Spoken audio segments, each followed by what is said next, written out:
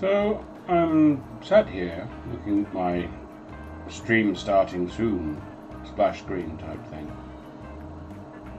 and I'm wondering why it is that nobody has let me know that the hourglass thing is upside down. Why did nobody tell me this?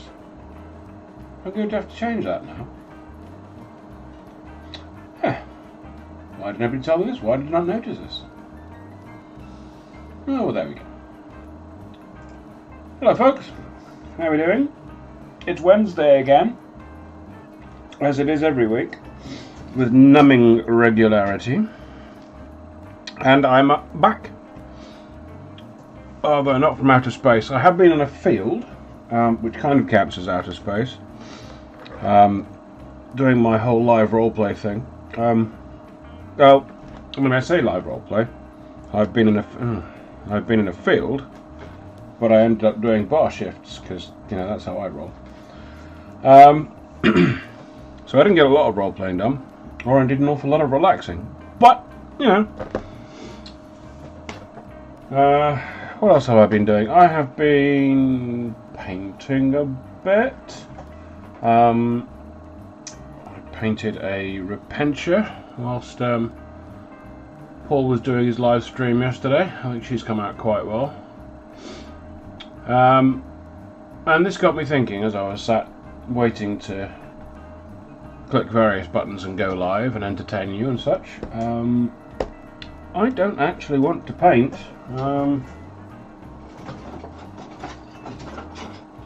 anything. I mean, I'll paint something. I don't want to paint these things. I was going to paint these things, and I thought that would be remarkably dull if I did that. One, they're quite large. Two, it would just be spraying something vaguely brown, dry brushing it grey, picking out all the details, and maybe spraying the leaves sort of orangey, sort of reddy kind of thing to go with the theme of my Sylvaneth army, which is autumnal,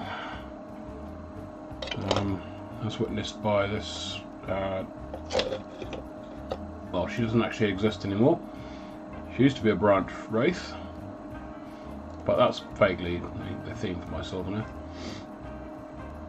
I thought, well, I don't want to do that, so I'm going to do something else. And I will change the title of the live stream, and I will change the picture on it all after the fact to reflect what I got up to, and nobody will know. Well, you guys might, but nobody else will know, apart from anyone who watches the live stream. But nobody watches this live stream anyway, so generally nobody will know. How are we all this Wednesday? Are we hobbying?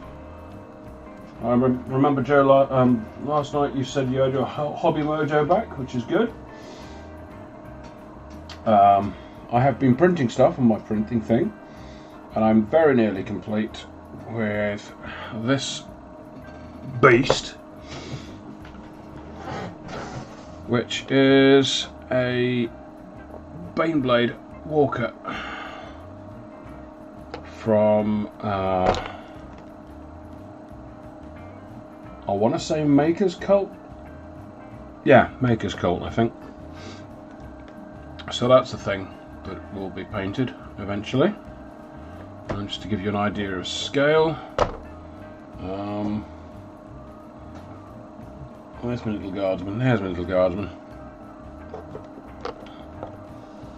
A little side by side with the guardsman. Yeah, it's quite a thing. Look. It's a beast. So I have one of them to finish off and paint.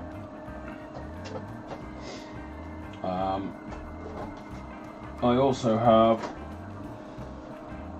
one of these,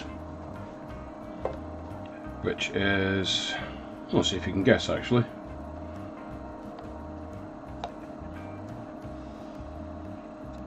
It's one of them. And it's approximately the same footprint as one of them as well. It is indeed a Lehman Russ, yes. Demolisher cannon though, I think. Maybe? I don't know. Battle cannon. Large battle cannon. I'll go with. So that's what that was. That's what I've been printing. Well, that one's been printed out for a while.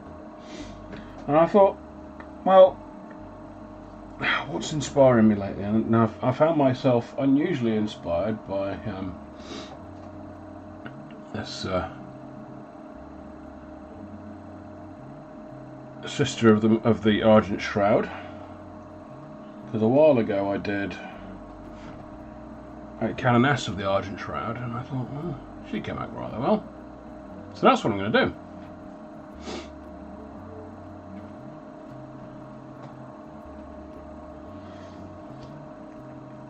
Oh, hello, Mick. How can you be here and not here? Does your daughter not want to watch my wonderful live stream? Oh dear. Stick it up on the big screen. And it will be right.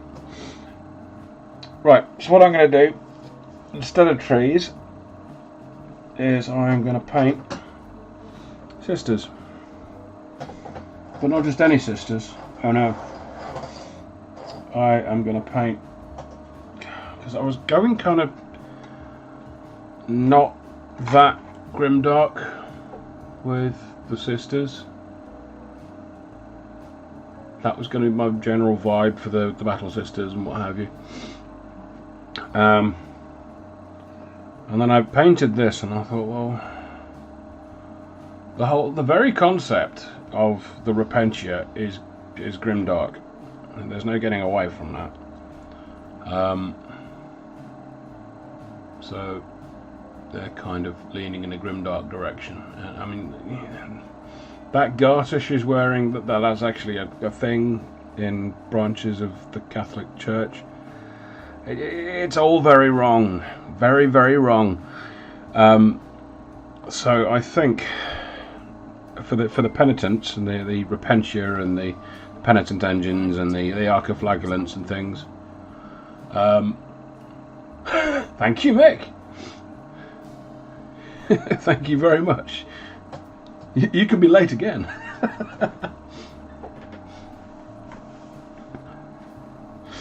I'm going to do them kind of grimdarkish, because, you know, the whole very concept. And I got one of these, you see, and this is all from the Imperium magazine. So I was going to give that a go and paint one of them. So it's going to be a penitent engine. That's what I'm going to paint. Looks nothing like it's nothing like a tree. I mean, okay, it's vaguely the same colour at the moment, but yeah. Anyway, that's what we're going to do. If you don't like it, tough, I guess. What is that? A head of some sort. Drukari head? Oh, I don't know. Anyway. Right, let's get this show on the road. First things first, I suppose. We are going to turn on the priming brush. Get out of the way.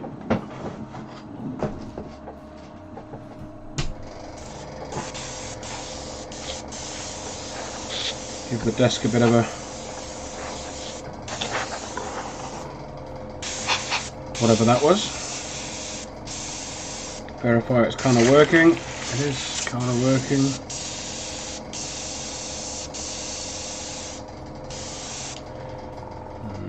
No, it's not.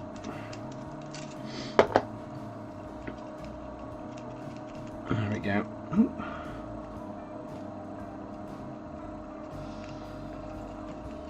There we go. Still got airbrush cleaner on it.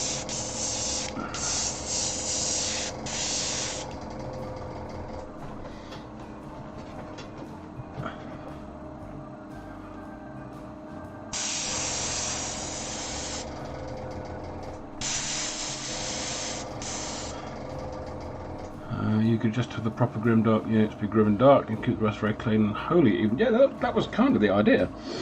Vaguely what I was going for. Yeah, because the penitents are sort of grim and dark, and in stark contrast, the weird nuns with their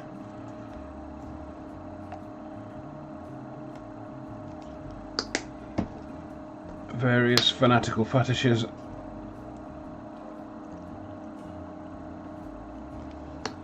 are holy by contrast, I suppose. Give it a bit of a mix.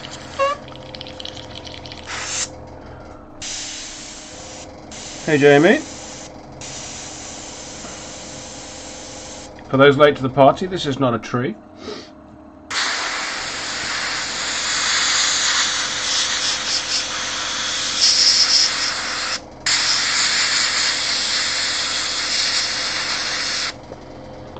Getting quite the throughput I want. One of these days I'll get a decent airbrush.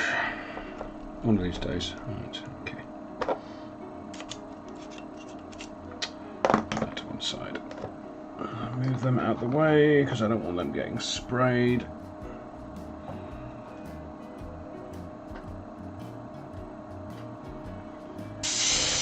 There we go. That's better.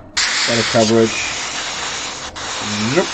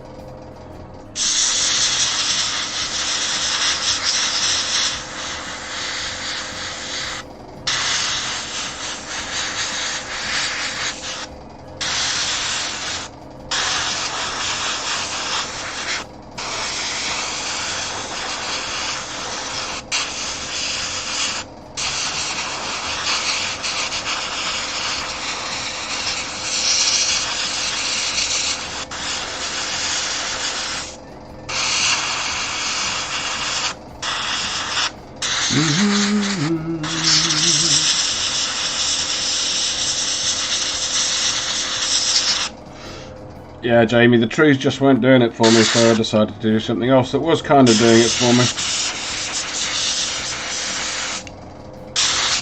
And I'll change all the pictures and everything after the fact and pretend nothing happened.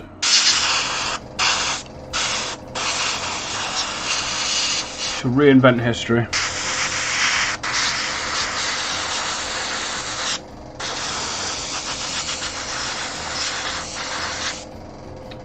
The old Ministry of Truth on it.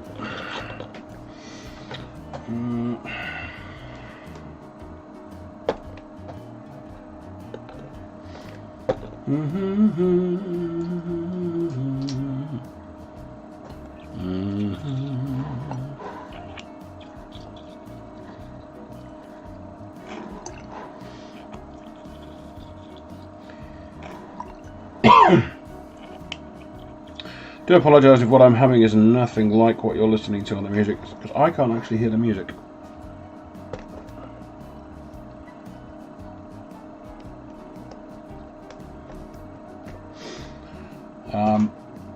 Because I'm on an open mic and I have my sound set up to go through speakers, because it is way too hot to be wearing cans at the moment. I don't know whether you noticed that it's quite warm out there. I mean, it's not what it was a few weeks ago, but still, I don't have any of those silly little mobile phone earbud things. All I have is a big pair of gaming headphones, and they're quite hot and heavy. Nothing wrong with hot and heavy in the right circumstance. However, this is not the right circumstance.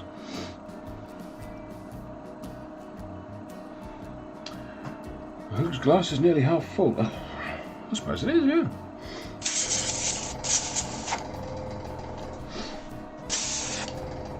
It's also half empty.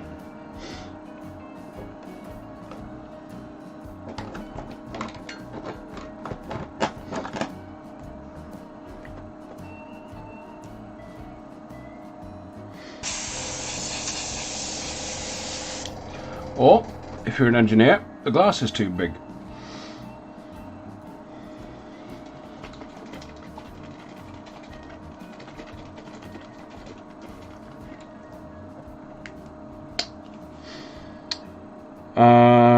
What was I going to do next? I was gonna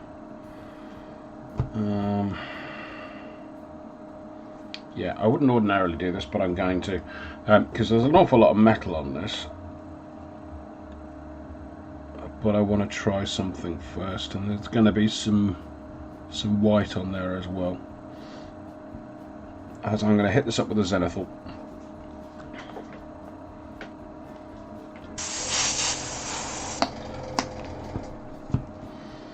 If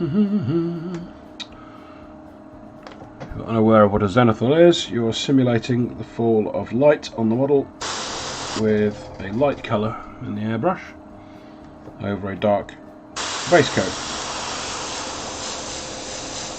which will set up light and dark values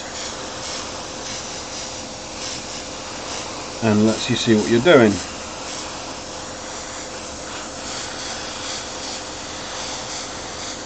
Now normally, if I'm working on a metal miniature like this, as in what it is supposed to represent metal, obviously this isn't a metal miniature, this is plastic. Normally this, I would do this stage with a metallic paint like that, which makes it pop like nobody's business. But because of what I want to do, and the paints I want to use,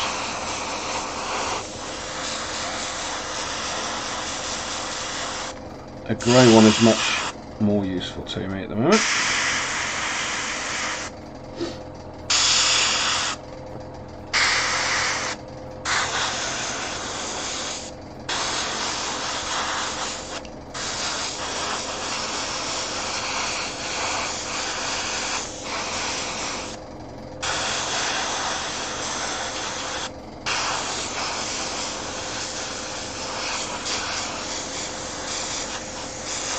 And it's still going in mostly from one direction, and similar boy bands.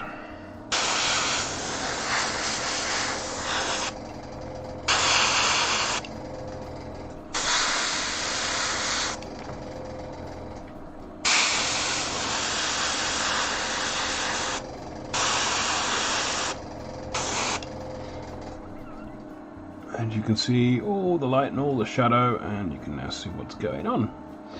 And on top of that, we will be using contrast paint.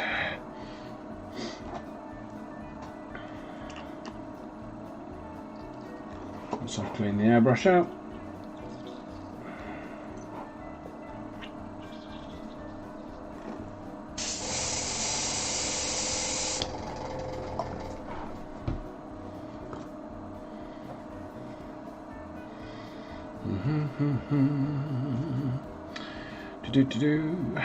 and for our contrast paint, the contrast paint we will be using today over the metal bits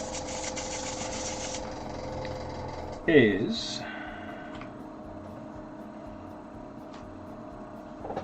have a guess. I'll wait.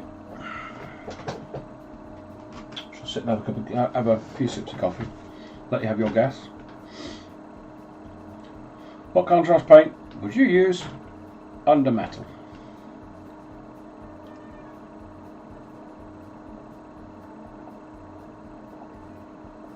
Anybody?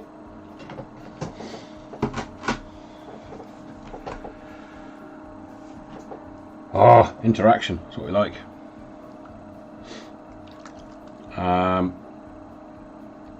Okay, I'll give you a clue. You know, Jamie, that's not the most stupid suggestion ever, because you probably could.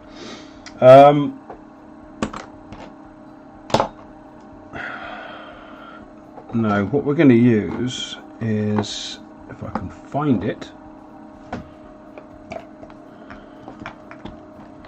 Is that it? Yeah. It's one of the new ones. And this is going to be a fast favourite for me. It's this stuff. Garagax Sewer. Now, can anyone tell me who Garagak is? Because I really don't know. I'm sure it's some sort of... sounds like an orcish kind of name to me.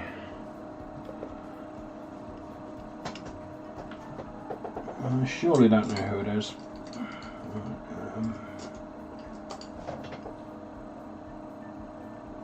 A reasonably old brush. I mean, in fairness, it's a brown liquid. It absolutely is a brown liquid.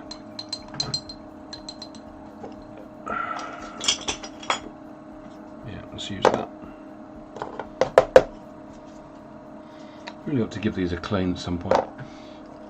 This has had mostly brown liquid in it.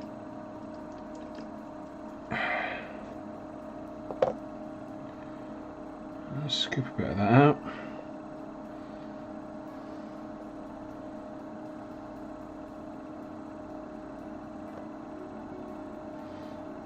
And we're going to thin our paints. This is water going in. Now, water and contrast paint aren't the best of friends.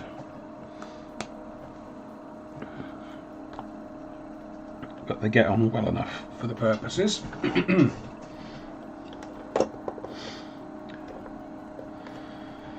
Now this is something that would also work very, very well for orky type stuff.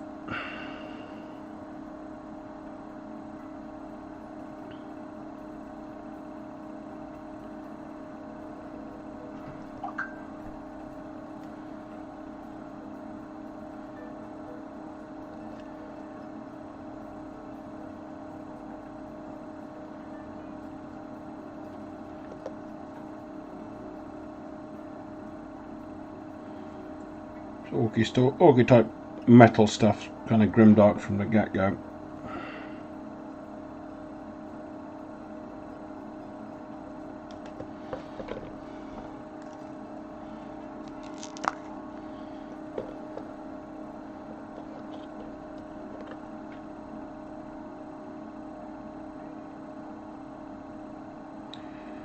Yeah, my brown liquid isn't quite dark enough to be able to pull this off.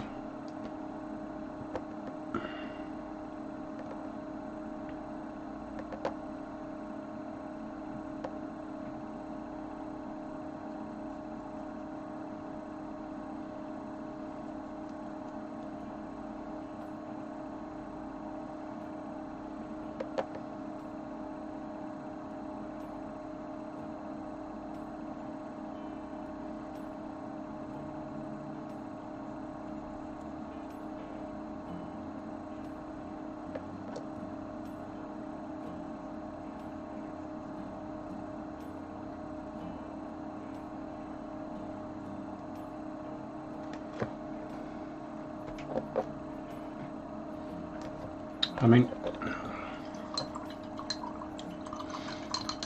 just for the sake of illustration, I will fish out my brown liquid from wherever it may be.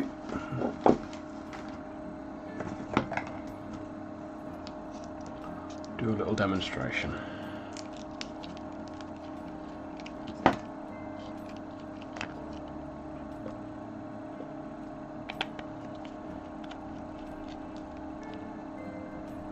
I mean, side by side there's not an awful lot to choose between them, but once it gets on the model, you'll see it's a much lighter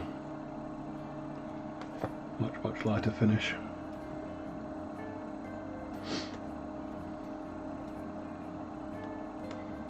I'll scoop that into there because it's all good, and that's got medium and all sorts of stuff in it as well, so it's probably a better way of doing it actually.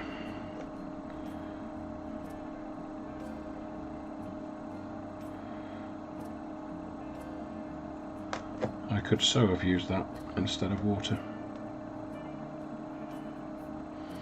So I will.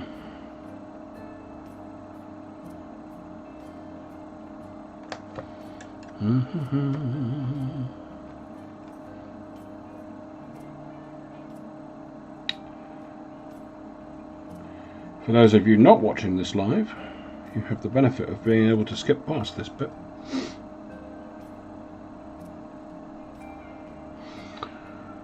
For the rest of you, suffer well.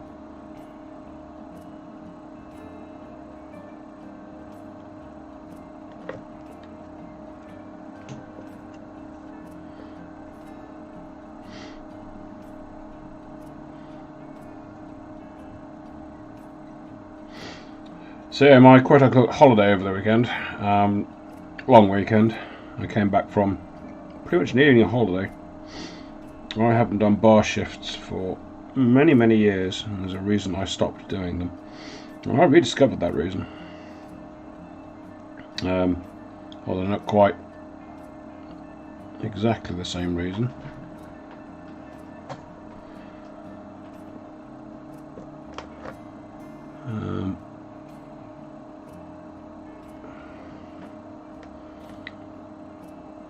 They are definitely a job of work. Don't let anyone suggest to you that it is an easy job, because it is not. And if you are ever in a position to tip your bar server, do so, especially if they are busy. They will appreciate it.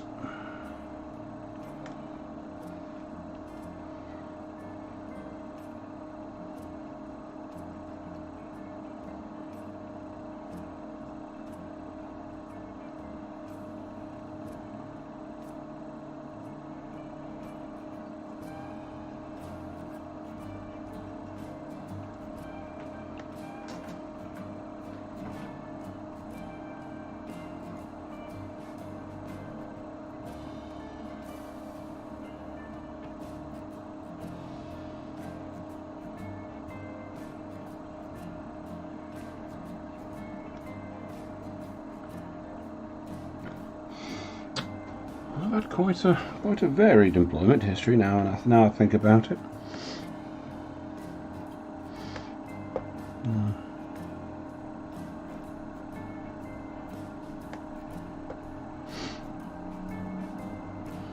Had its ups and downs.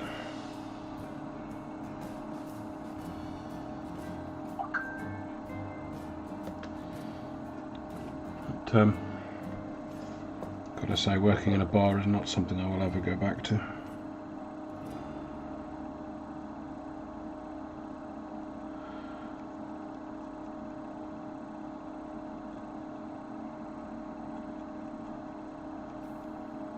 I found it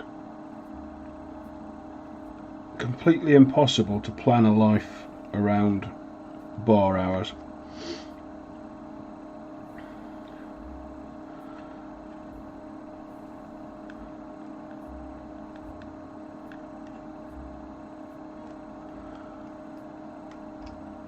So I just found myself going from work. I'd finish around sort of 3 in the morning, and I'd go home, I'd go to bed, I'd wake up, and I'd go back to work.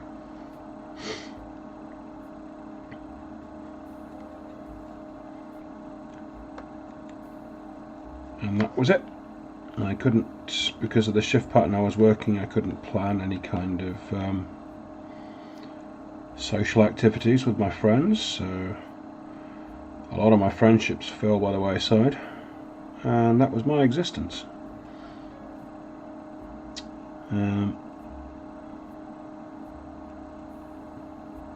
not trying to garner sympathy or anything like that. It's just the way it was for me, and I'm filling the silence because all I'm really doing is applying paint to a miniature.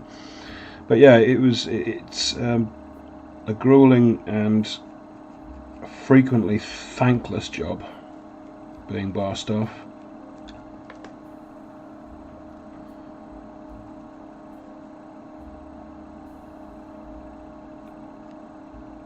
I say frequently thankless, almost universally thankless. You very, very rarely get a genuine show of appreciation from anyone. I mean, you don't. I mean, ultimately you get paid for it, but it's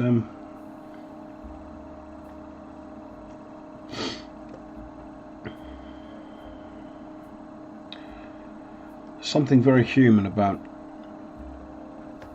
saying thank you and genuinely meaning it, not thank you in passing. And being thanked for what you've done. And it doesn't tend to happen an awful lot in pubs. Well, bars. Probably happens more often in pubs.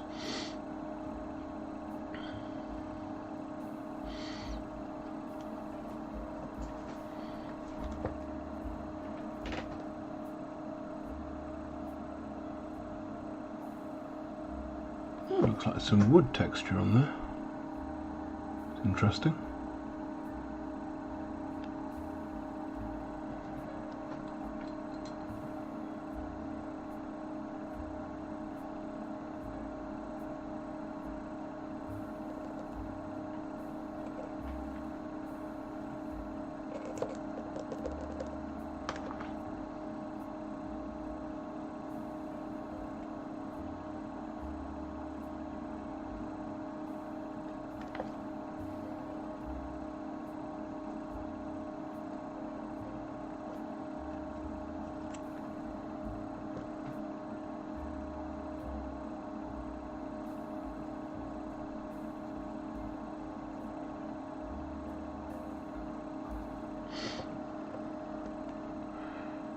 It's such a weird thing, this.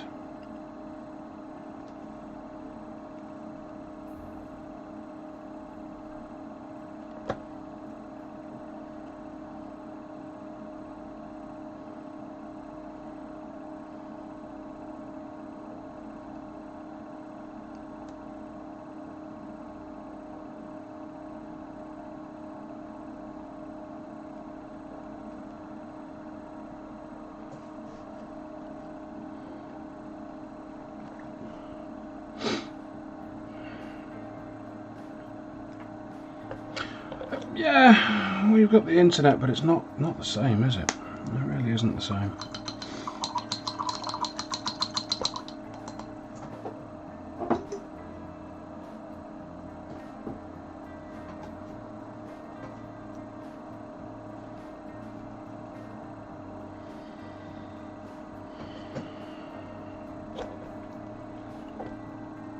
Right. There's a little bit more of the metal.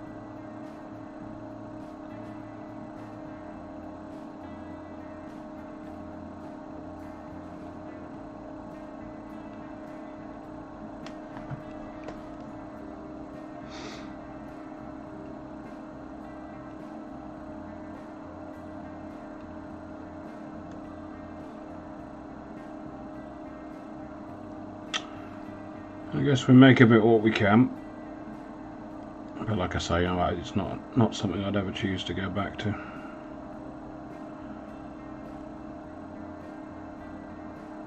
For longer than a few nights a week anyway. A few nights a year.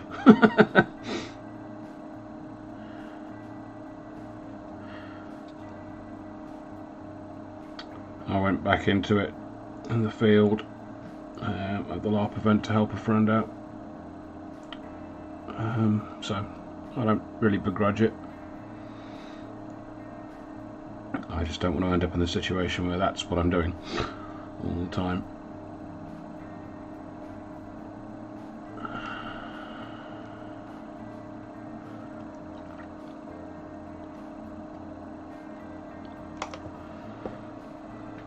Right, last little bit.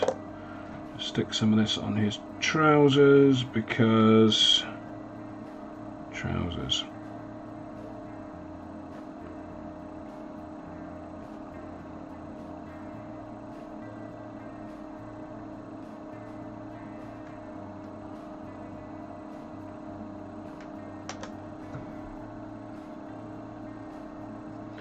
This stuff, this what's it, sewer?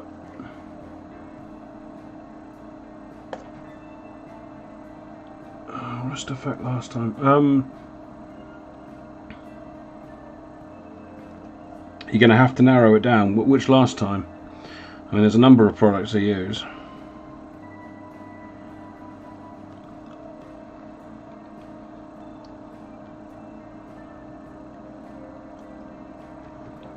It depends on the actual rust effect I'm going for, which product I use. By far the easiest general purpose rust effects is this stuff, and that's just you wet everything down, stick this on and leave it to it, and it gets on with it and you end up with a cool rust effect. But there's lots of things you can use. Green Stuff World's got a rust type pigment. They also do turquoise oxide and kind of a verdigris as well, which I occasionally use. I mean, it depends what I'm doing. Honestly, it does depend what I'm doing. AK's got a, there we are, that's AK's Rust Streaks product, which is quite cool. Occasionally use that.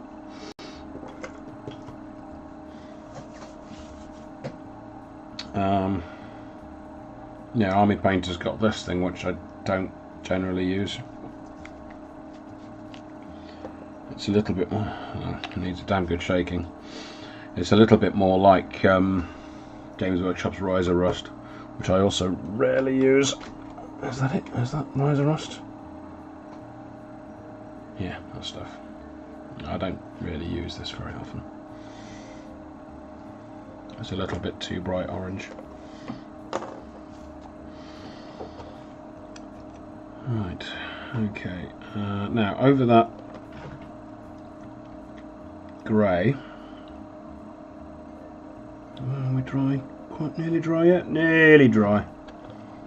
Over that grey we are going to put a layer of, for the skin tone I mean, we're going to put a layer of, where did I put it? Is that it? Yeah.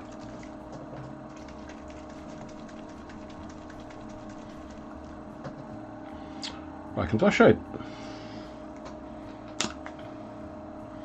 Seems obvious, but not a lot of people do this straight over grey. So I'm going to put a bit down, a tiny bit of water in there as well, just to dilute it a little bit.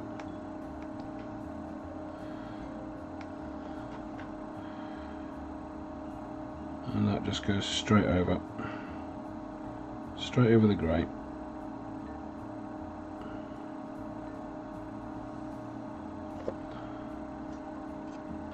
And when it dries, you'll get an awesome and very quick, and I think better than the Guilliman Flash or any of the other Caucasian flash tones contrast paints. And so damn easy.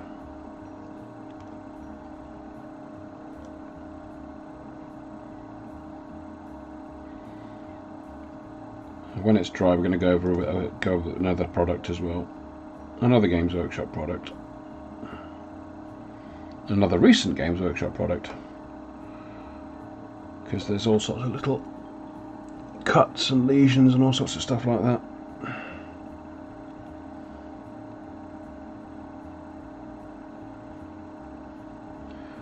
there just needs to be a bit more colour about the place, shall we say.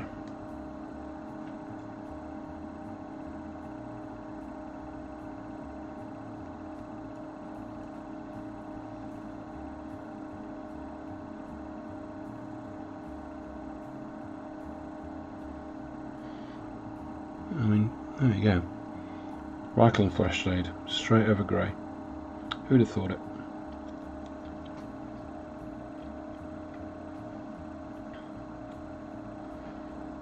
I missed a bit there.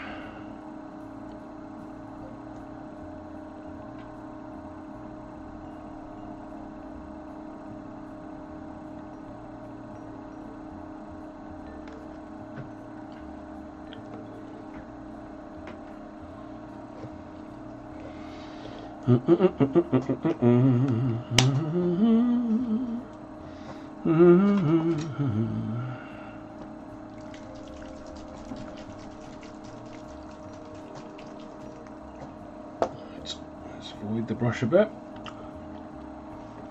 and we are going to. Oh, that's nice and dried up. Not entirely what I wanted.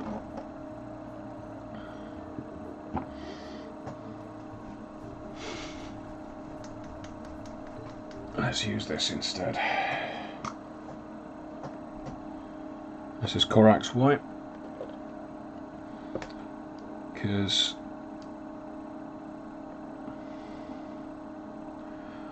Argent Shroud, the bits that aren't silver are white. So I shall use a bit of silver on this and a bit of white. But the silver is going to be covered by all the metal stuff, so this is mainly just the white. So I'm leaving the grey undercoat in the recesses. I'm just sort of going over with quite a light coat of Corax.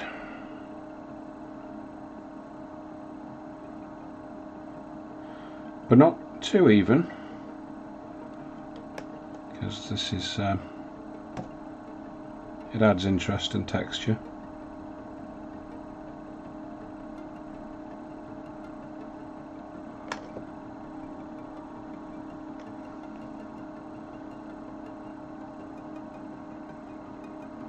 And you can even stipple this on if you want, which will give it a different finish again.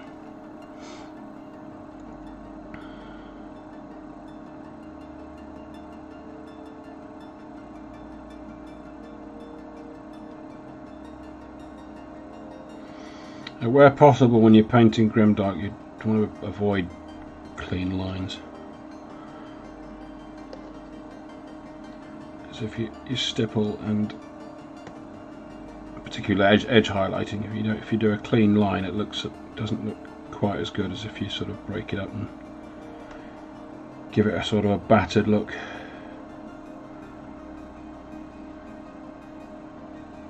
But I don't want to overdo it on these, the grimdark effect, because I still want to be able to tie them into the rest of the Sisters' army without them looking too weird.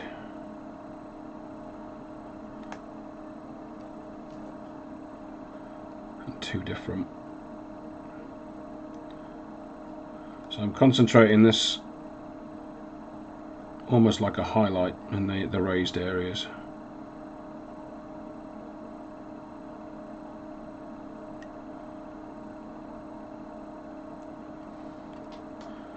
Creating contrast.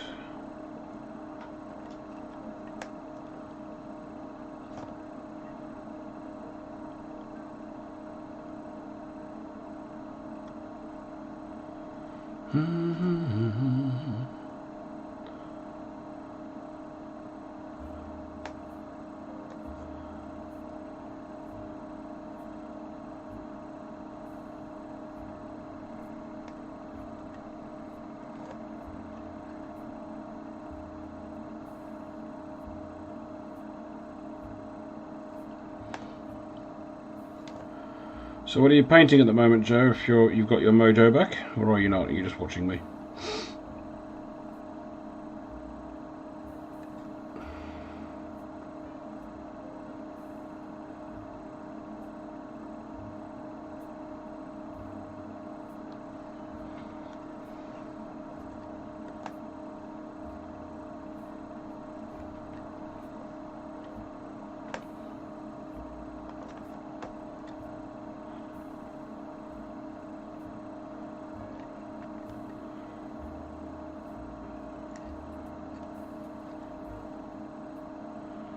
Mick's got nothing on his hobby table at the moment because his daughter's up. I think we can probably forgive him that.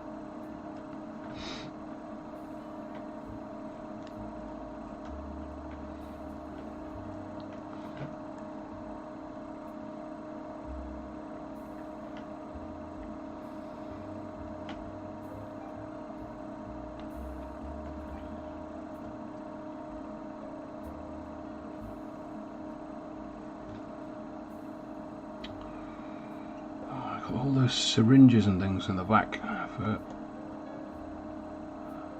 Necrons. Yes, I've got loads of Necrons as well, funnily enough. I've got my Imperium stuff is adding to my pile that I already had of Necrons from the Indomitus box set.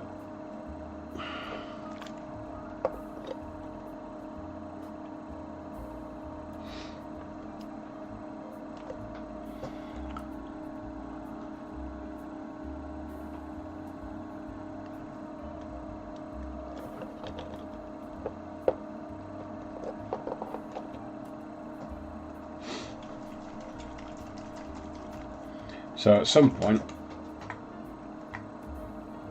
I will end up painting Necrons. I've got some painted up already.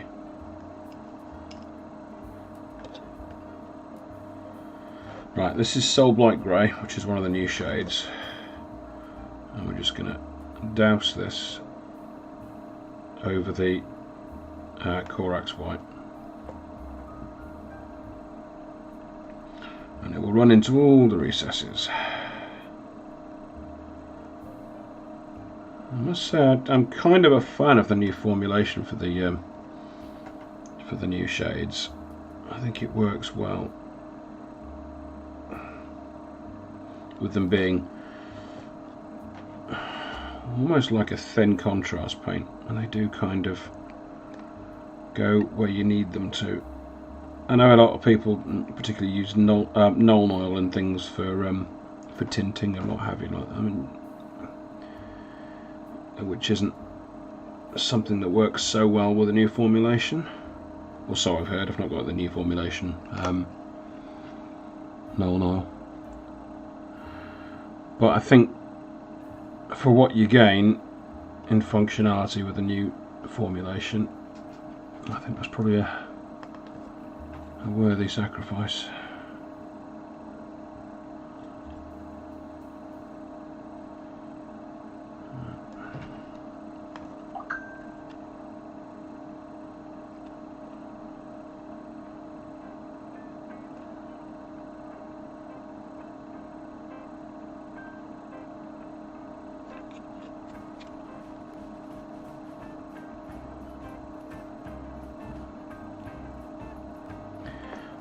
I have a different recipe entirely for the robes on the sisters, and it doesn't involve this. This is purely for the Repentia and Penitent engines and things. Right. Whilst I was moving that around, I realised I'd missed a bit. This is always the way. So use the Garak sewer thing.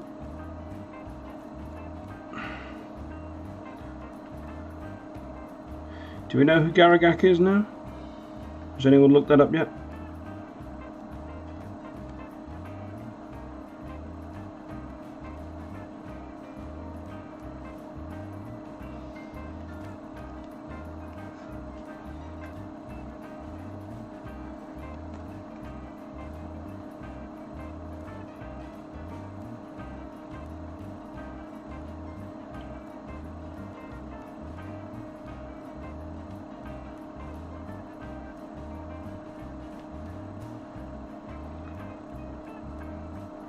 Whilst I've got some on my brush, I'll go over and deepen some of the areas.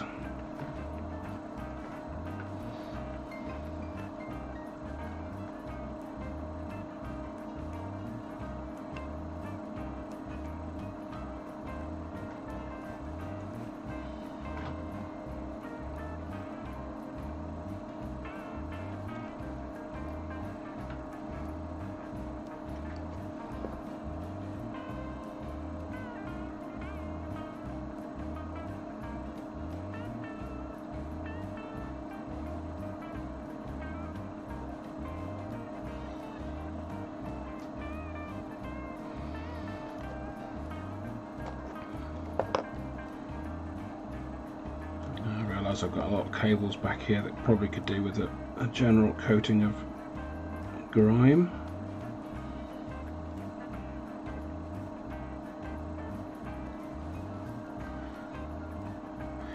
I might go back in and bring out the odd cable, but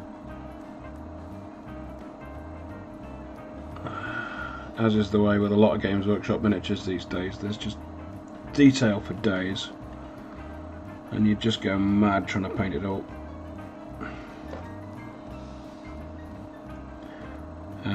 Particularly with Grimdark, it's all about being selective about what you paint and draw attention to.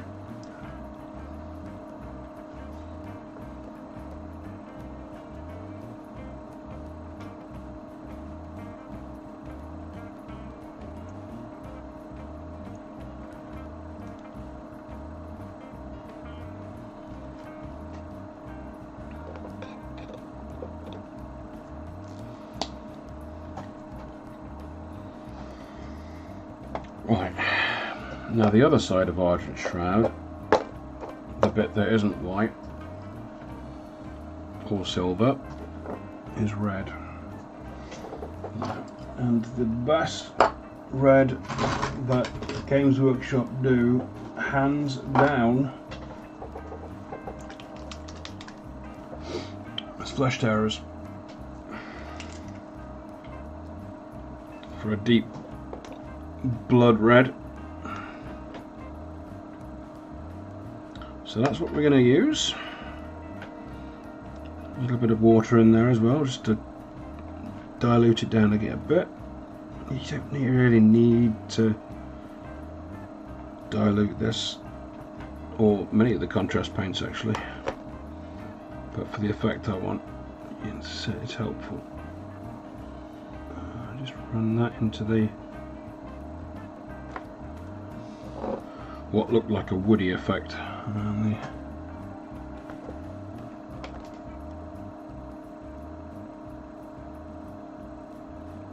but we're not going to worry too much if we go over the edges.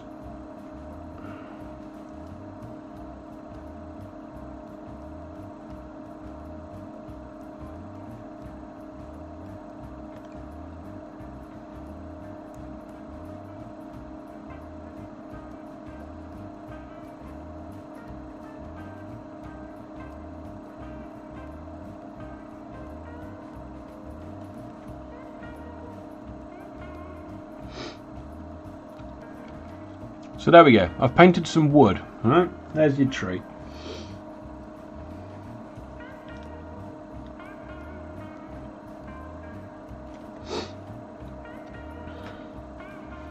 And whilst we're here, and whilst we've got this out, I think we're probably going to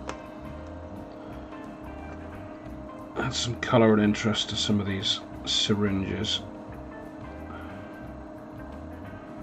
in the paint amplification array. Amplification array. And this is what I mean about detail for days. There's just, these things are just so tucked away. There's almost no point in actually adding even going to the panes I'm going to, because you're just not going to see them. Oh, there's some flames on the top, I hadn't noticed that. Okay. Okay, yeah.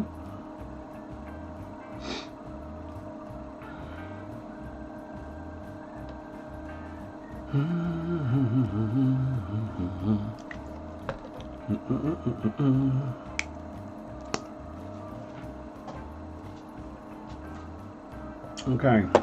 I'm also seeing purity seals. My base for purity seals .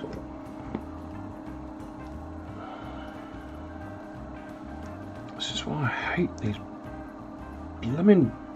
Oh, they just don't close, and then the paint dries out, and you have to buy more. It's genius design. Anyway, that's not what I use for the purity seal parchment. What I use for purity seal parchment is Rakarth flesh.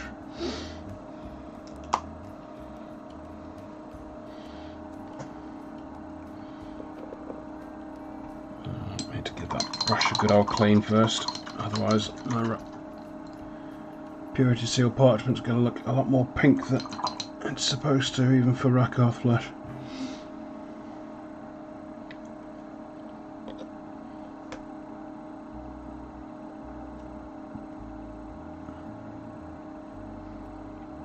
Bit of water in there, thin the paint down a bit. Close.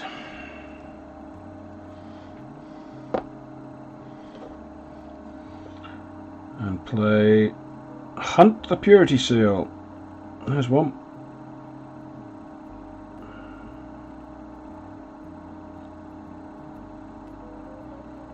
Oh, that's not even a full Purity Seal, it's just a little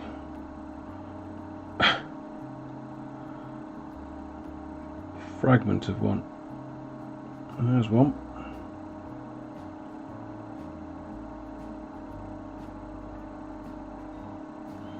There's another.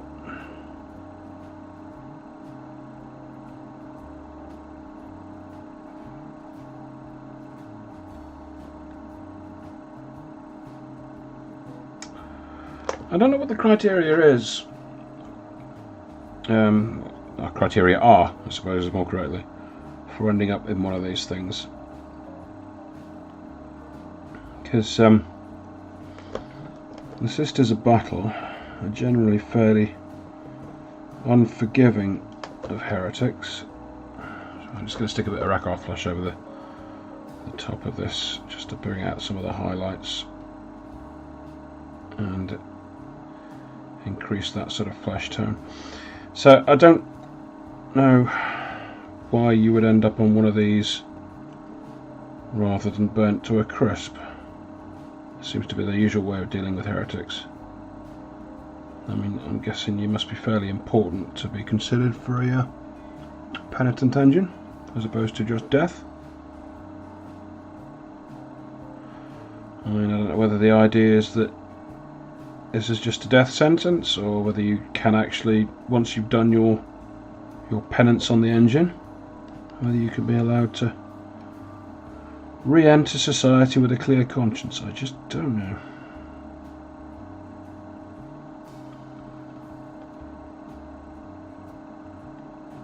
It may even vary from canoness to canoness.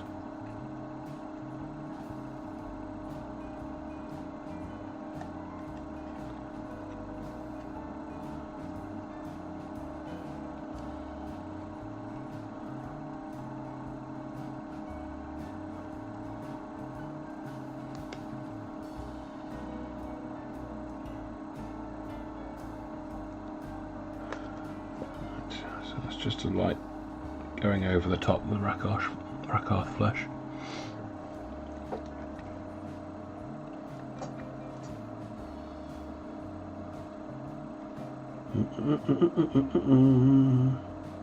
Okay, so there's only, what, 2 purity seals there. A little fragment of a purity seal there. Okay. Right. So the waxy bit on the purity seals, I will normally reach for, is that it? Yep, that's it. Scream of pink.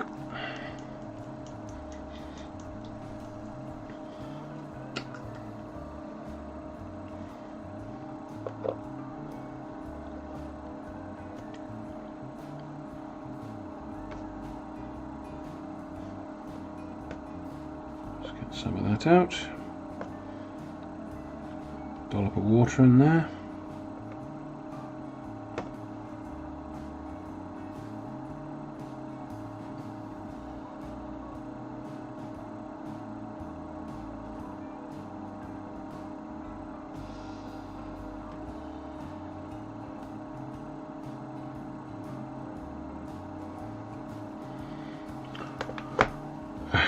I go for Screamer Pink because it's kind of a weird, vaguely magenta type colour, which means it will sort of stand out against red. It will also stand out against blue and all sorts of other stuff.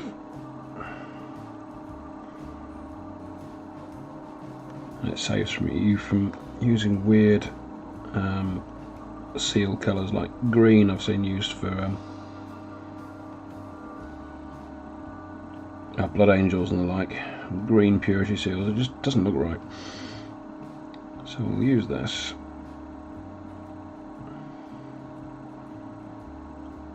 And then I'll get some thinned down Druki Violet to go over the thing and shade everything down.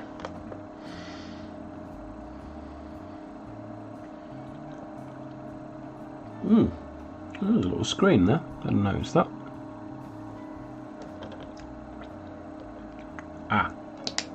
Well, I have noticed though. I'm going to get this out again.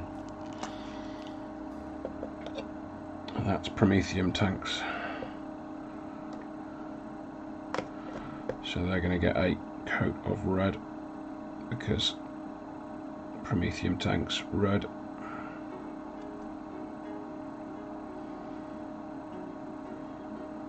Well, maybe I'll do that after I've done the metallic over the top of this. That might be a more sensible plan. Yeah, I'll do that.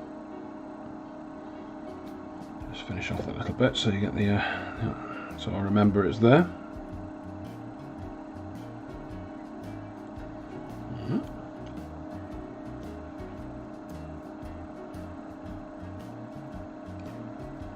Right.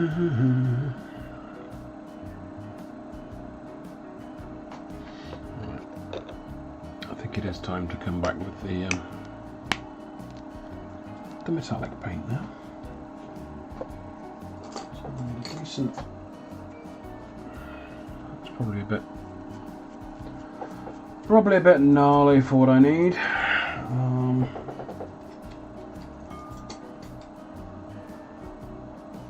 Well, that'll do.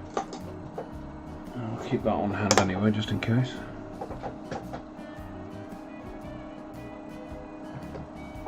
Right.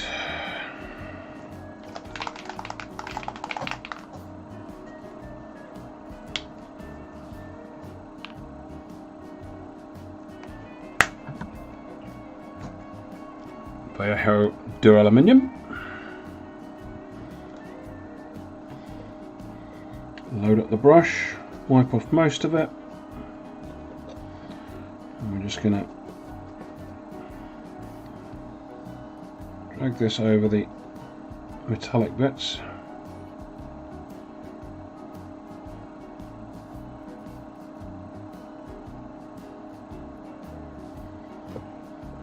Not quite dry brushing. There's still a lot of moisture on this brush, but we're just sort of gently dragging the brush over the metal, giving a sort of a kind of worn, streaky effect.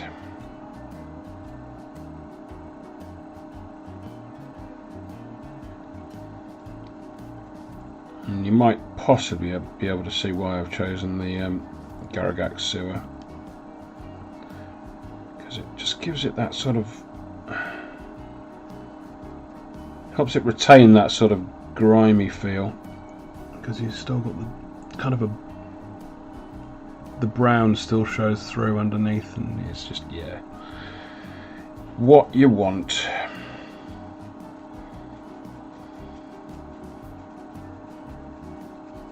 This over black would be a very different effect, and not entirely what I was looking for. This stuff is also the Garagax sewer is also brilliant if you're doing brass or copper or something like that. It's a really good base colour.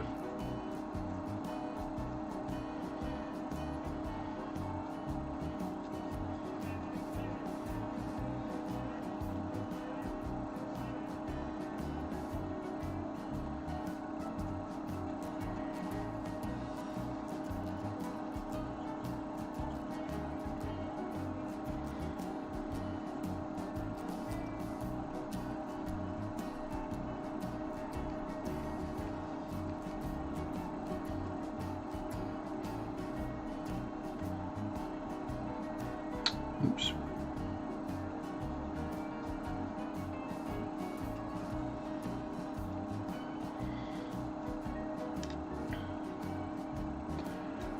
And we're still trying to concentrate this on,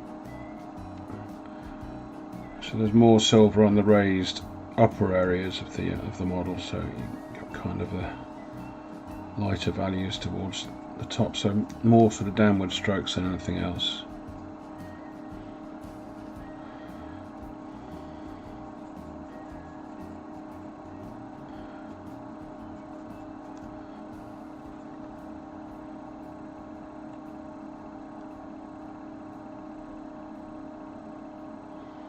You can also stipple this.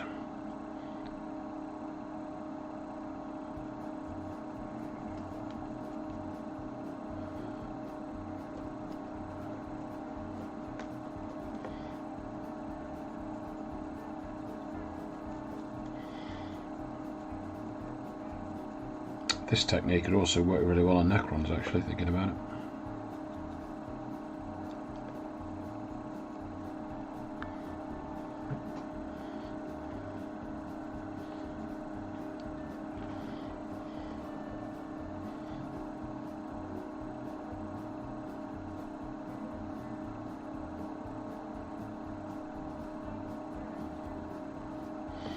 Just going dead light over there. You don't just creating the suggestion of metal rather than painting things metallic can be just as effective, because the eye and the brain will do the rest.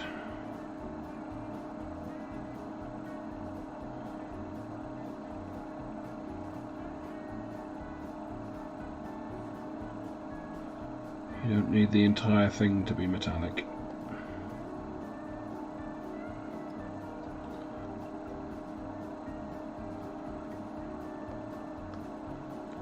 Enough of something to catch the light in a metallic sort of way.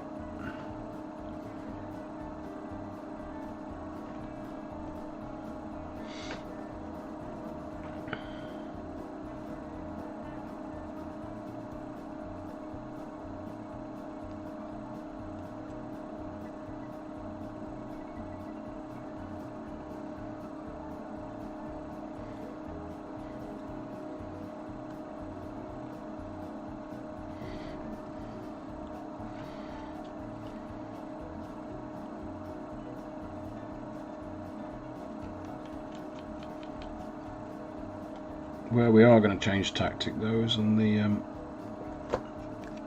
filigree and everything, the decoration around the top of the model. Going to be trying to be slightly more neat there, but on the machinery, grimy is the order of the day.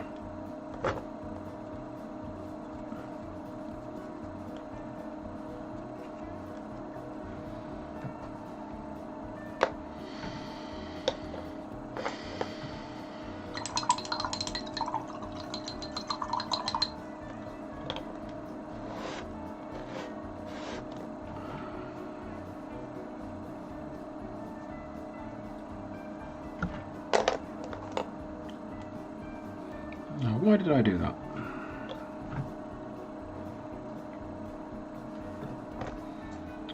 I didn't need to do that. Right. Yeah, okay.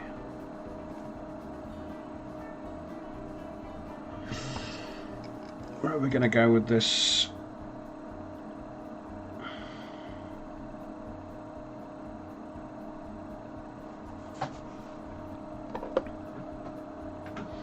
I think we will go with silver. We'll use gold for accents in places, but I think the trim does need to still be silver.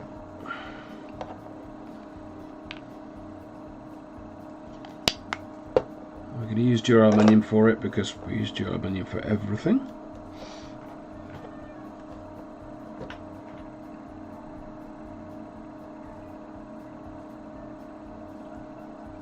If you haven't got yourself a pot of this duraluminium stuff, I would suggest you do it. Like most things hobby related, It is available from Element Games, amongst other places, for whom I have an affiliate link. If you wish to support the channel in any sort of indirect way, that is a good way to doing it, using the affiliate link.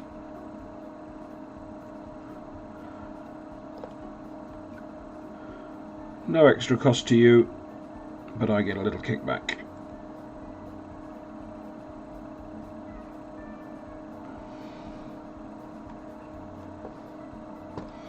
Plus, if you use the code, this is all in the description for the video and such. If you use my code, you get double store credit as well, which is always good.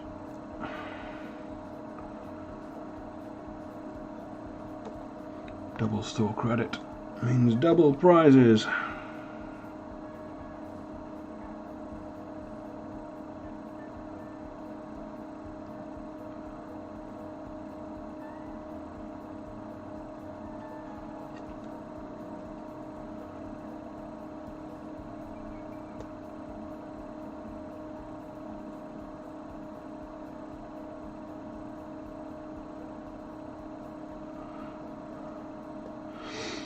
So yeah, Element Games, you get your stuff for usually 15 to 20% off RRP, and they're really good about telling you what the situation is with that, and I get a little kickback.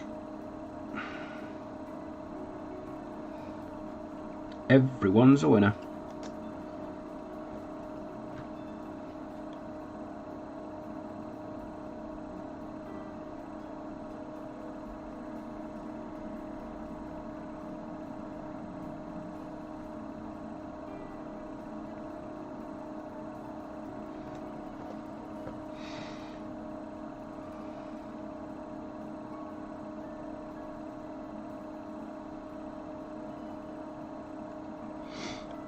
So I'm being a bit more careful about the trim here.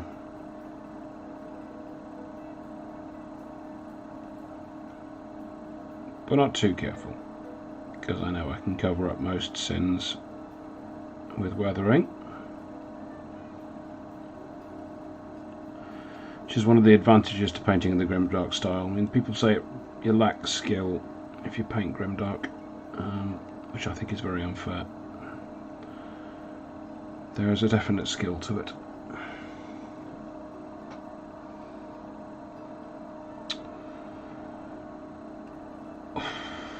What do I think he'd done to been put there? I don't know. I mean, they're fairly unforgiving.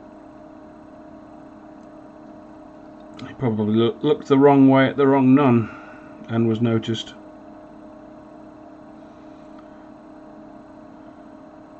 I was just discussing,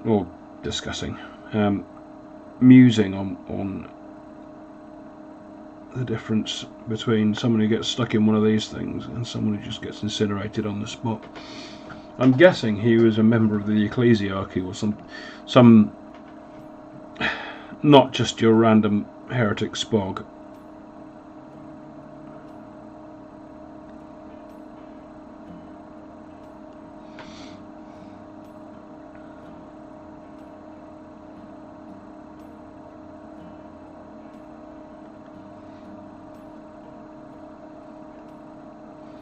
Because you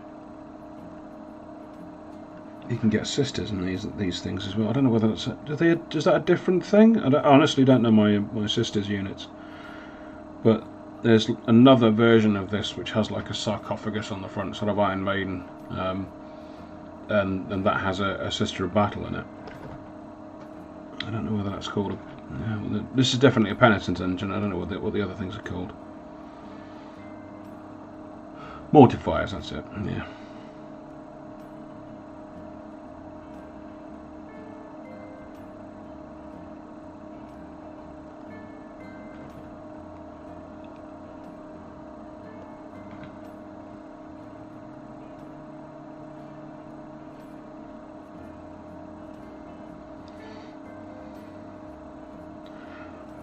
And as far as I'm aware, that is actually a death sentence. I'm not entirely sure the Penitent engine necessarily is.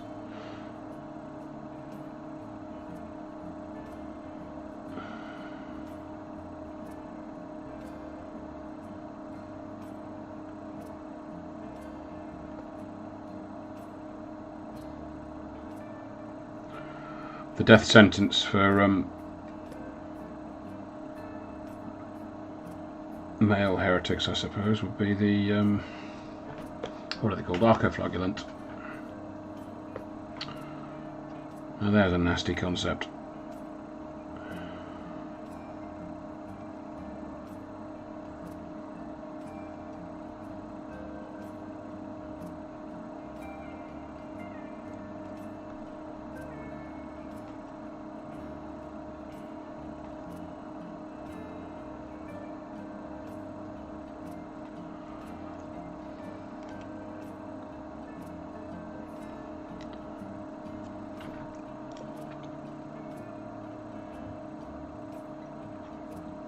Starting to get that Argent Shroud kind of vibe, I think, slowly.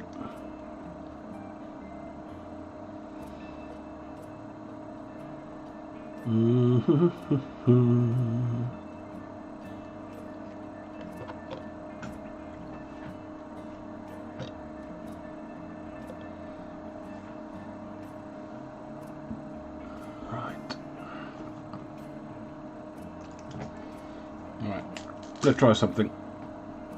May or may not work. I'm suspecting it probably won't work. And this is using Tyrian Blue shade to shade the silver.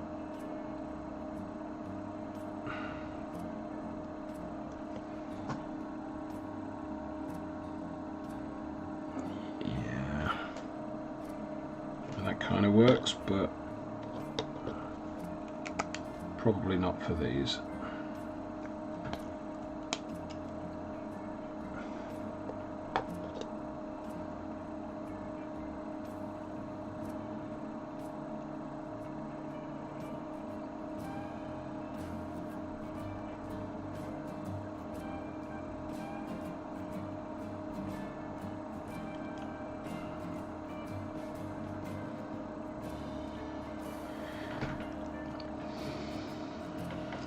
I'm just going to go for Old Faithful here, I think.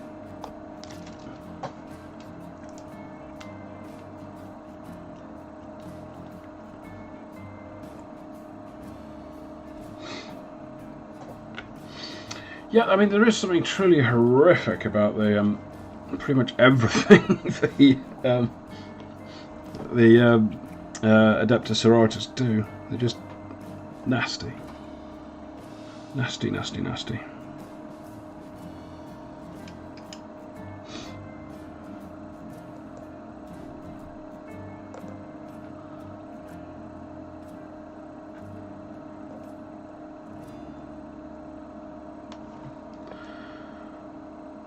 Right. So this is just my brown liquid going in to shade the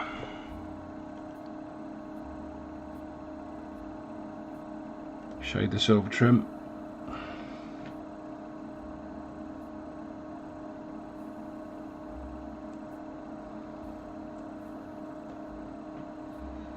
I've gone in a little bit too soon because the metal paint's still wet. Okay, we'll come back to that in a bit.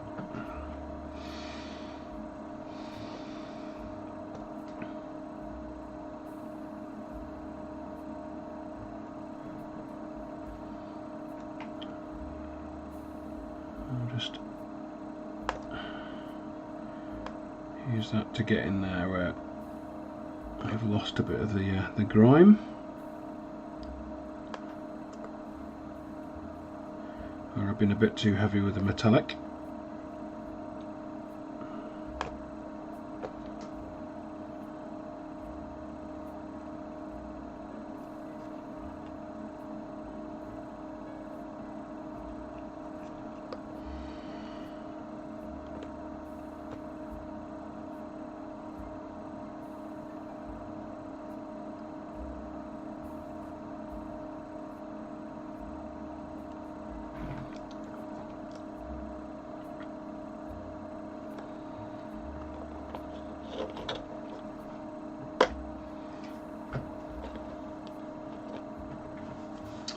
Right, there was a thing that I spotted earlier which I was going to make use of. Or of which I was going to make use.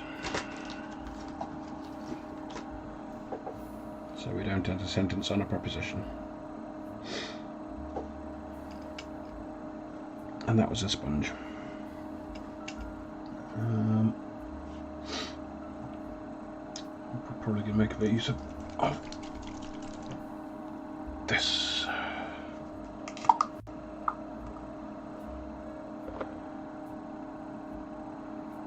Get that soaked up into a sponge. That's way more than we need.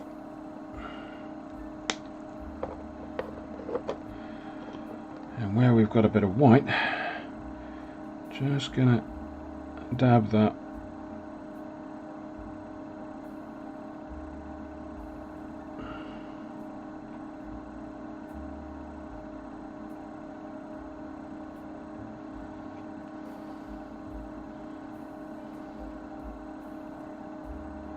to get a kind of a chipped effect.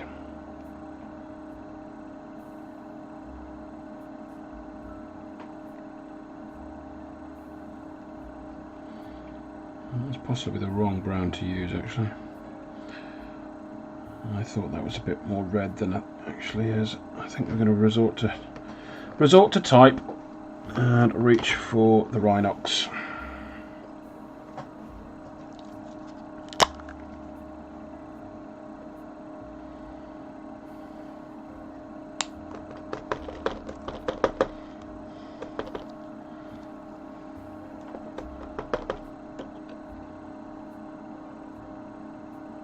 That's better.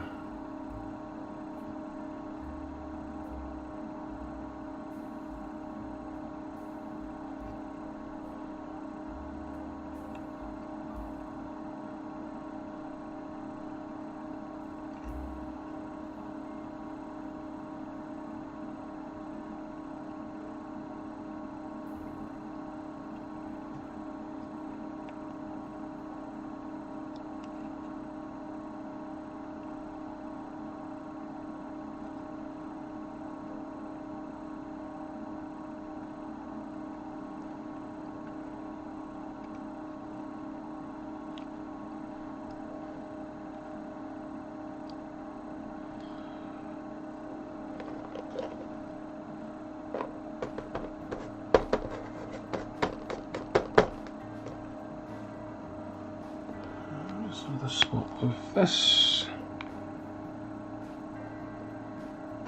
I think rather than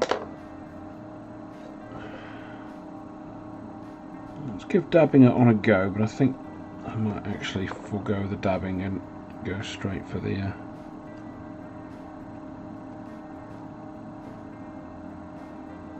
paintbrush for a bit more control.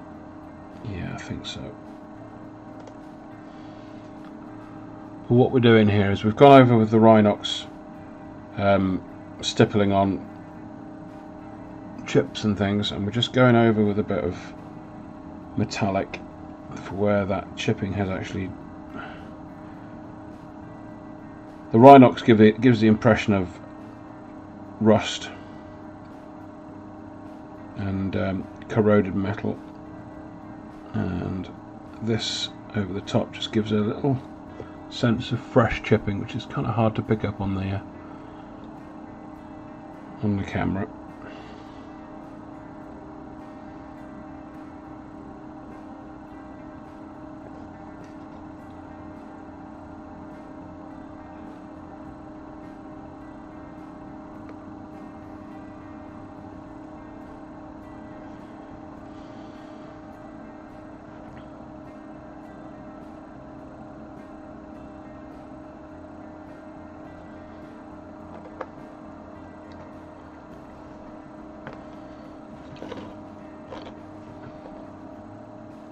I'm just going to go back in with a little bit of this, get some highlights going on.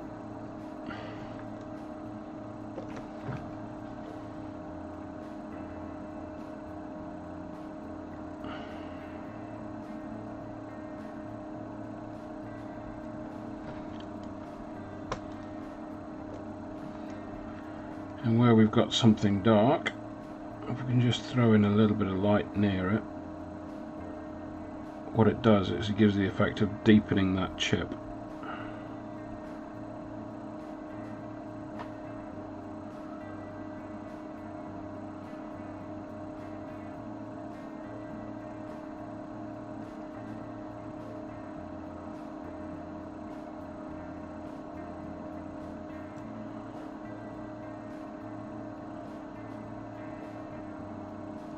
I'm just going to stipple on a little bit of the Corax white at the top as well, just to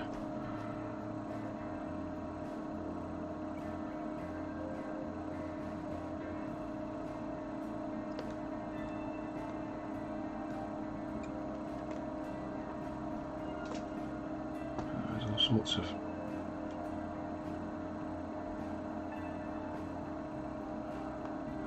see what I mean? Possibly can't see. Just a little bit of white next to the dark. Just creates an extra layer of contrast and just gives you impressions that the scratches and chips are a bit deeper.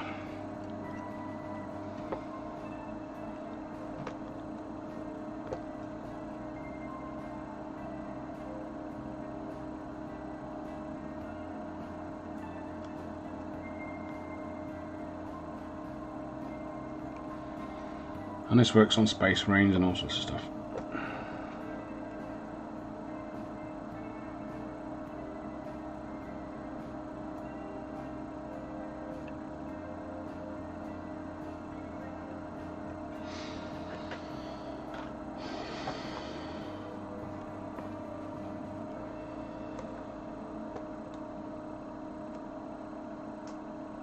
What I'm also going to do, so just going to get a bit of white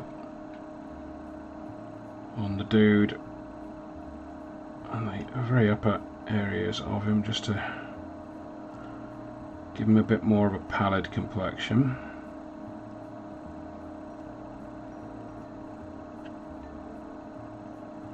Because I can't imagine once you're on one of these things you're particularly well cared for or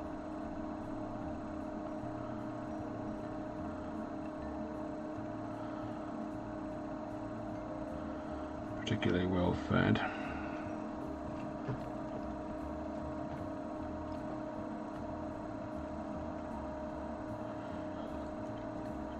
Well, what we are going to do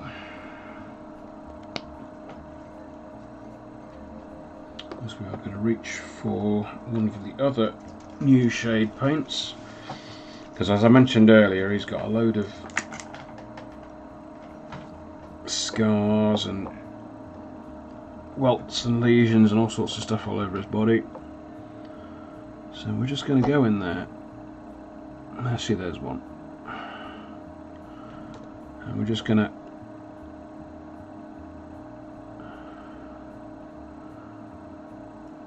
very gently go over that with the Berserker Blood shade, which will give the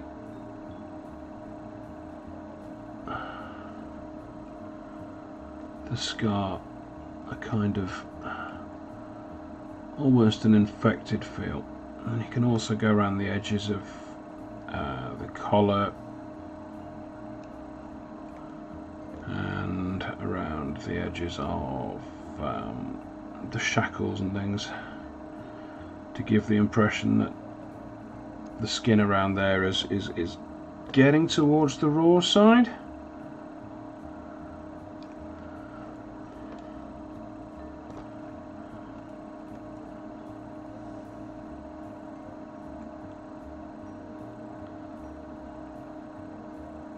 There's another scar.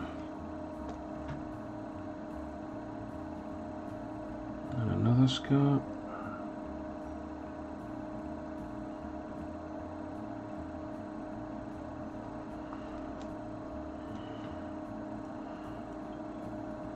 And I reckon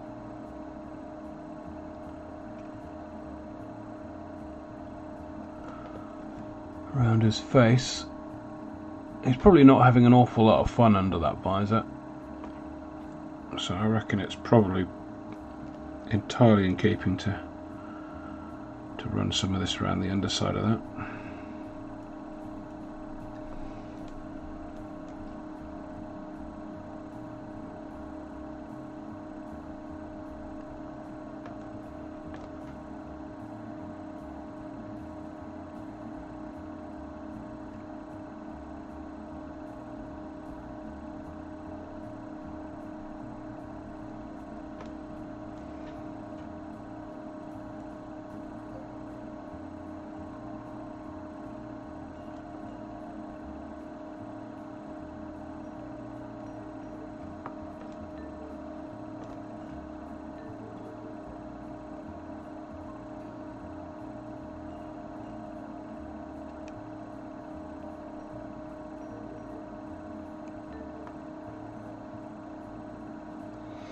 And what this does is it just draws attention to the little bits which would otherwise get missed, and adds an extra level of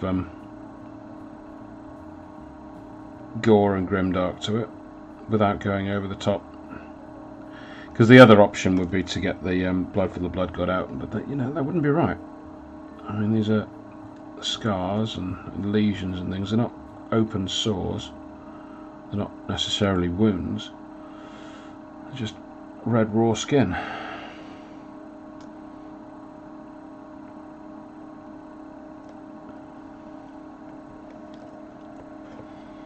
It just gives the impression he's not having an awful lot of fun. See if I can get a proper focus on that.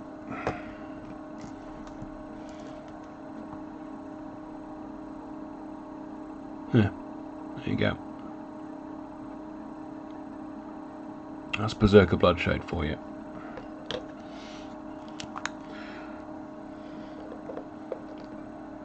This as a base, and then something like Blood for the Blood God over the top of it, sparingly, is wonderful. It's what I did for the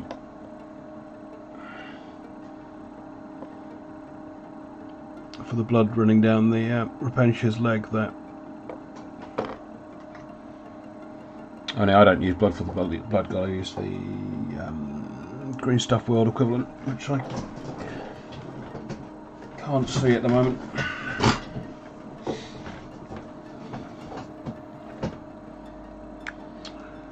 Gosh, we are certainly eating up time.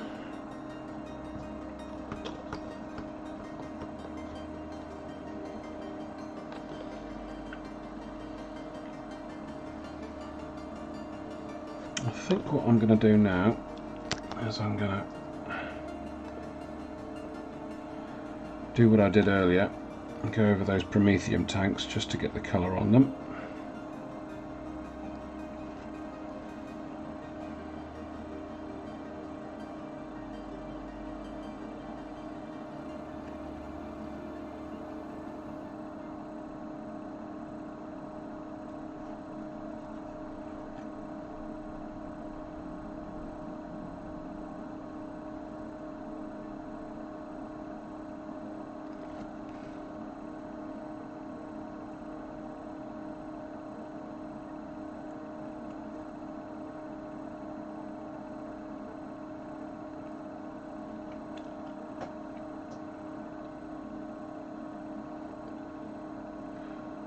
There's the other Prometheum tank.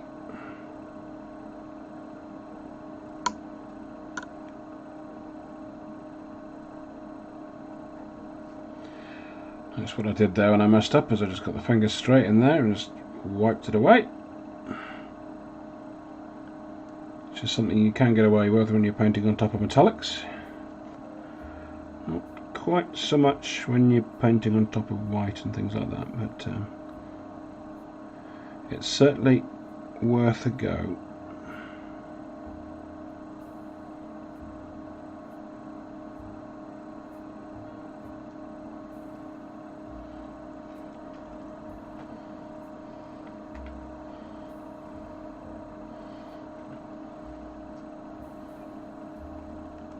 think we'll probably also go with a bit of red on the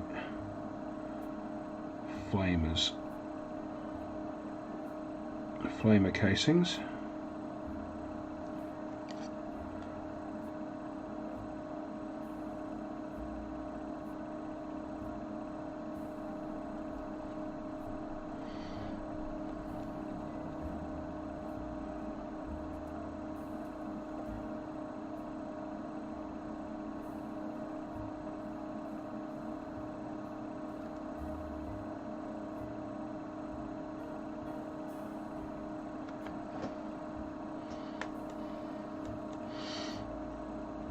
I don't want to oversell the red too much because they're Argent Shroud, they're not whatever the red one is. They're white and silver and red rather than red and white and silver.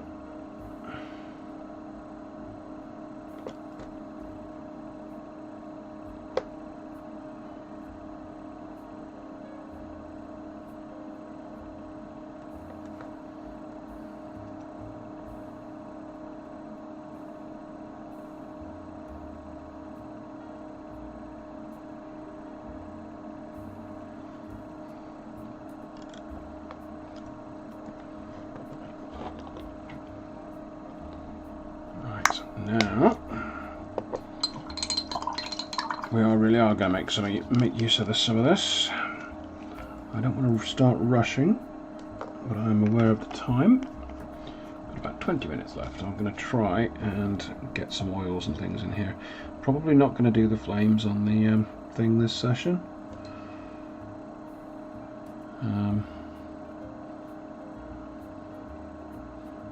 Which you will forgive me for.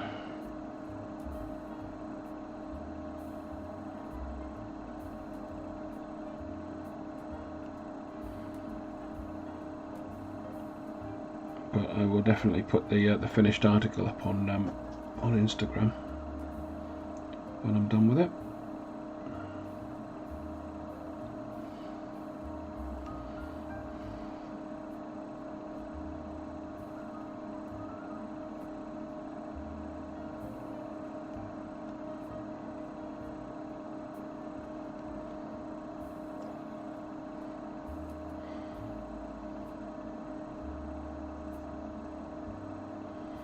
Probably going to add some colour to those cables as well, but not right now.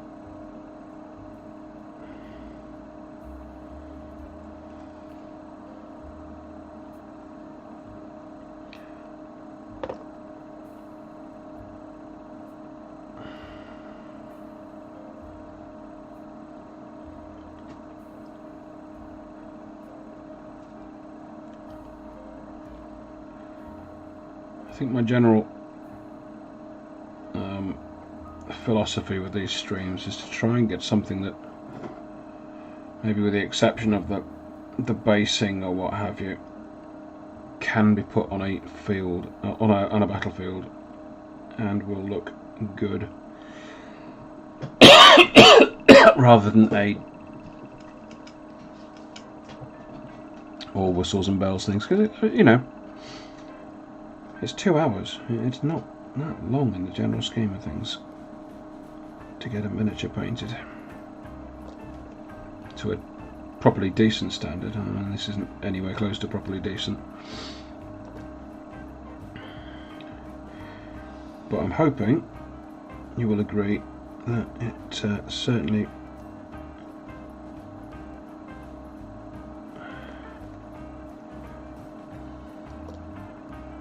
doesn't look bad, and I wouldn't feel particularly ashamed to put this on the table.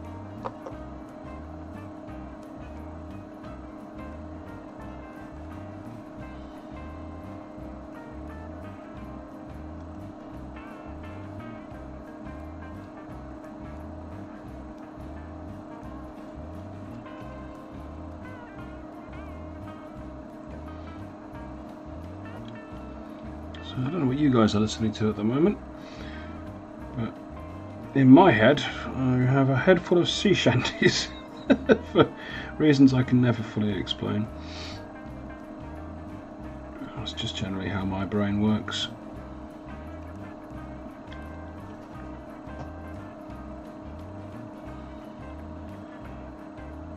Let's get that in there as well.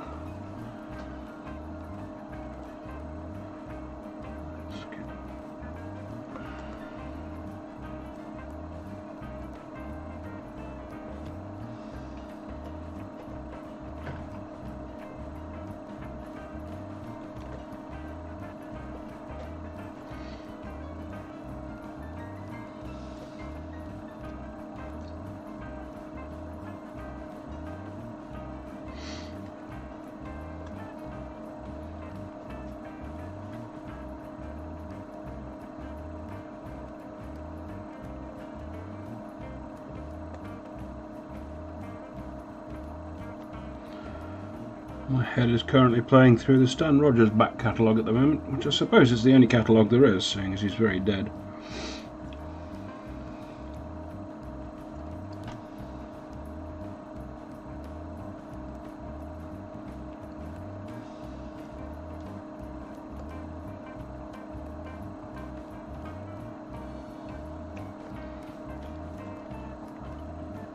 Right, okay, I think it is time for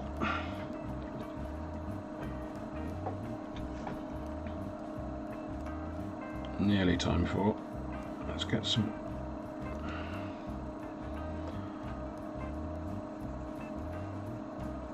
Oh, this brown liquid just covers all sins. It's great.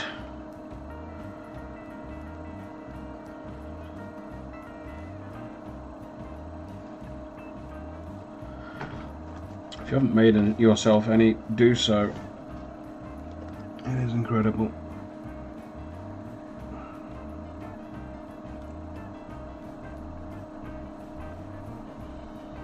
I'll have to see what the new formulation does for it. Actually, that could be a game changer.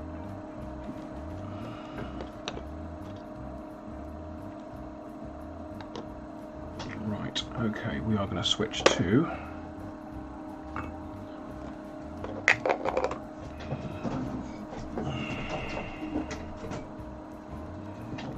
a bit of white spirit in there.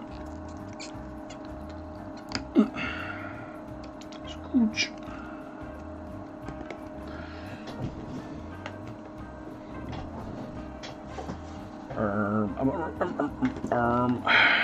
Oil and grease.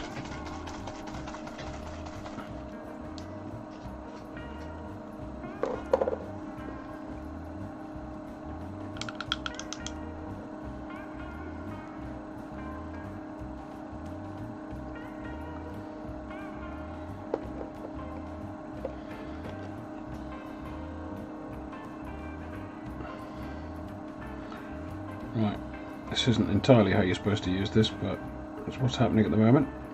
I'm just using it to pin shade everything, because this oil and grease stuff is enamel, and it's just, it's incredible stuff. There we go.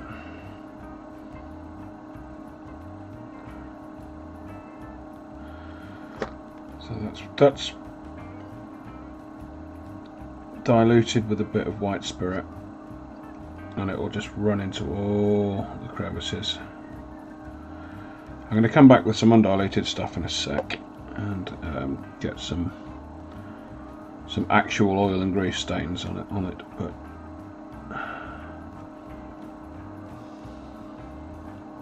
the capillary action of white spirit and enamel paints just draws it into all the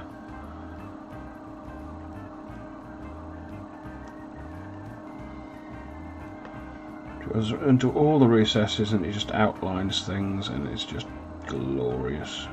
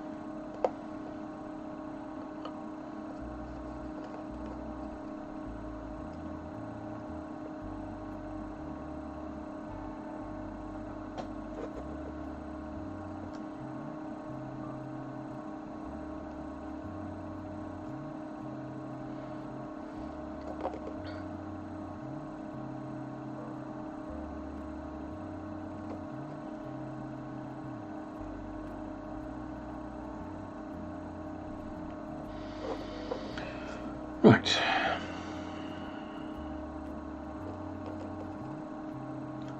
Almost done. Just going to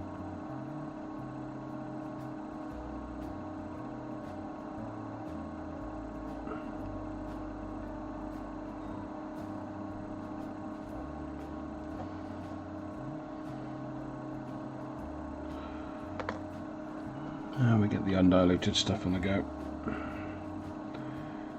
And we chuck it where oil and grease would collect, like around the joints.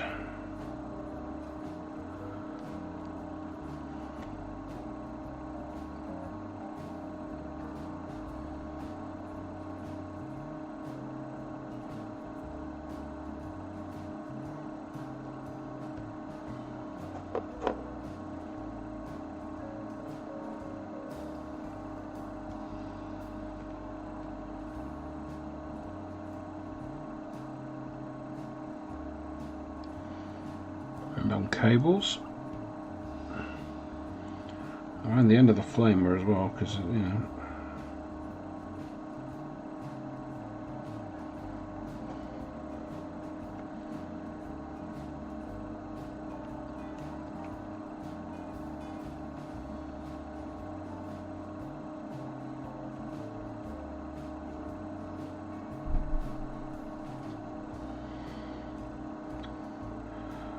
And those hydraulics, probably going to go over that. These inners on the hydraulics pistons with a brassy colour, but that'll do for now. Just moving joints, articulations, all that good stuff. Let's get the oil in there.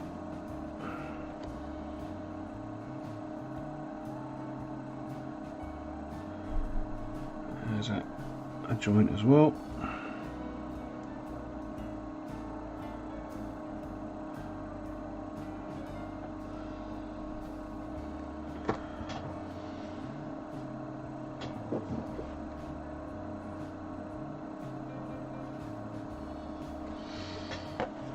There we go.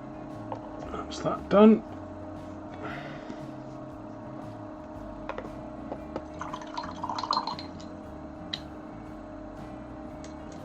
That wasn't the best idea.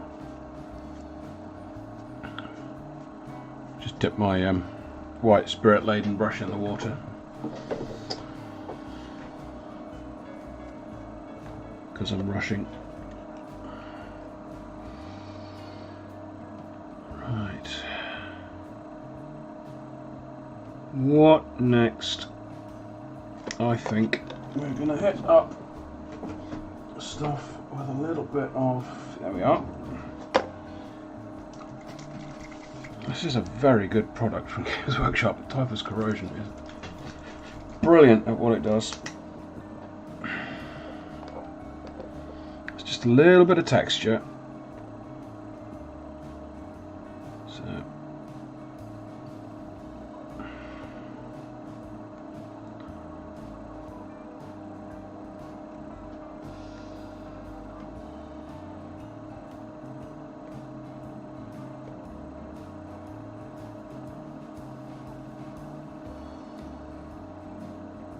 dab that in some of the places where grit and grime would collect.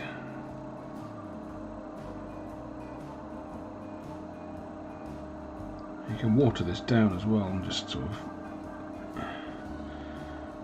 get a sense of just dirt on there as well. Wipe it off with your fingers, nobody cares.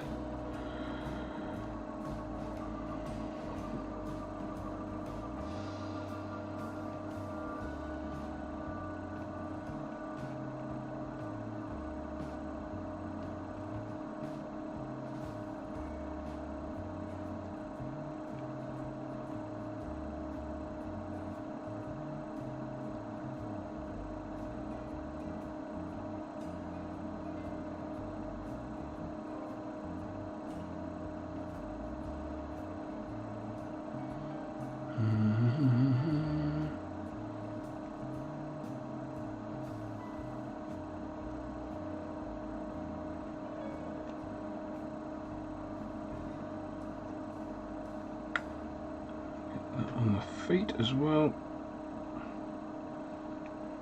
Combination of this typhus corrosion and something like this engine grime, if you get it down in the right order, it just looks spot on for the sort of grease you get on machinery that's been left out in the elements. Right, okay. I think we're getting there with that.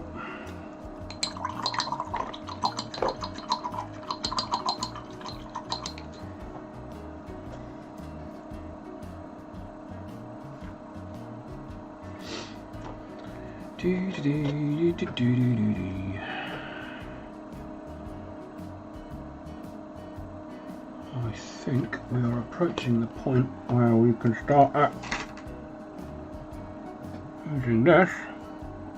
This is AK metal. AK True Metal. Now I've not got my brush in my mouth, so there we are. Pop a bit of that down there.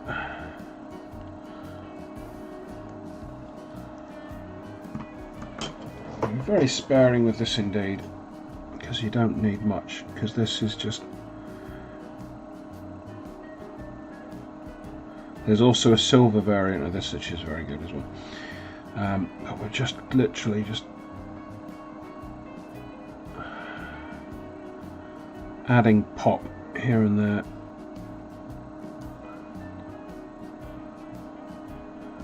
And this is another enamel oil-based paint.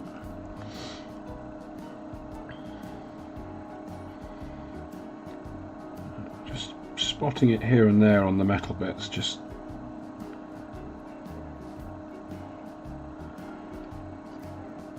particularly on grimdark style miniatures like this. It just adds that extra level of highlight, which has the effect of deepening all the shadows and really selling that grimdark effect.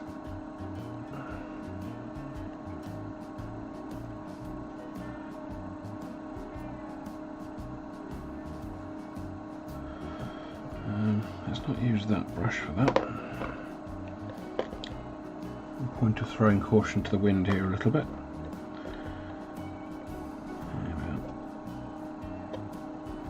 Go in with a very light dry brush. Again, from the top down, more than anything else. Here and there.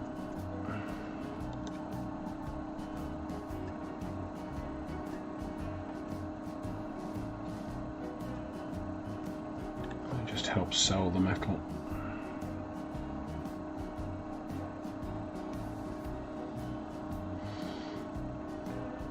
Hit up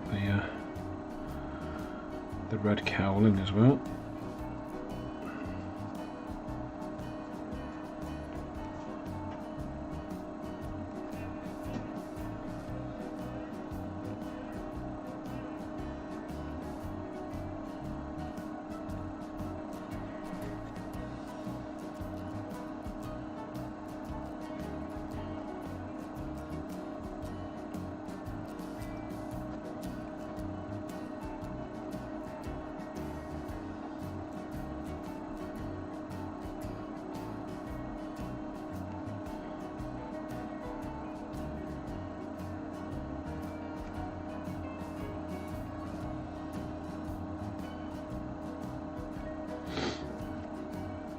So this is where your edge highlighting comes in with grimdark. So that's all you're really doing with this. It's just spots here and there.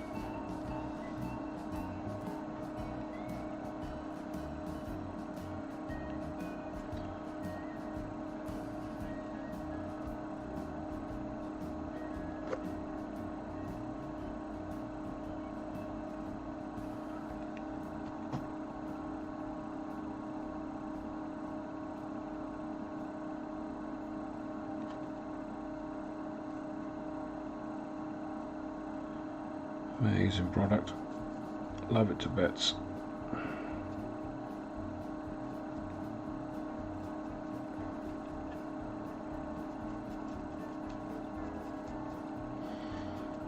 It just brings all those details back, all those hard lines.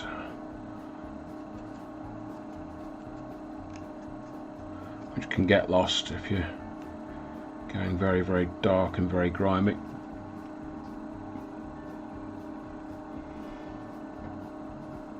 And there we go. I'm barring a little bit of edge highlighting and Corax white, just to raise those white values a little bit back to where they were. I think we're pretty much done, bar the flames and everything, which I'm not going to do tonight.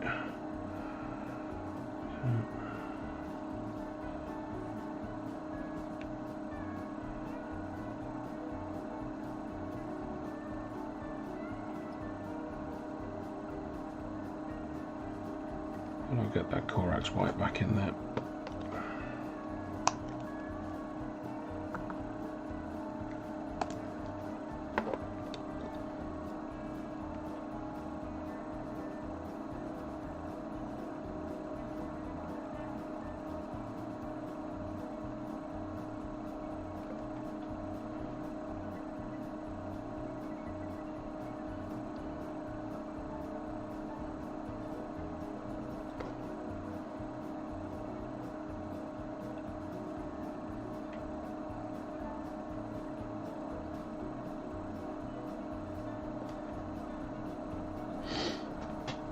Alright, there we go, all done.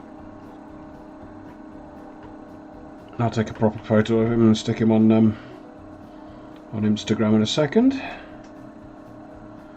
But I think we're done for the night, for the live stream. Thank you all for dropping by. I hope you've enjoyed yourselves and learned something, or not learned something, or looked at it and gone, I can do better than that. Which is good. Go do it. I'm all for that. I'd imagine everybody who's watching at the moment already knows the score. Like and subscribe and all that good stuff. If you want to support the channel, and you don't, if you want to support the channel, I've got links to Element Games affiliates link in the description of the video and in the channel description. Go there, use my code, get extra store credit and everything like that. It does help support the channel. But that's me for the night. I hope you had a good time. I shall see you in the next one. Ta-ta for now.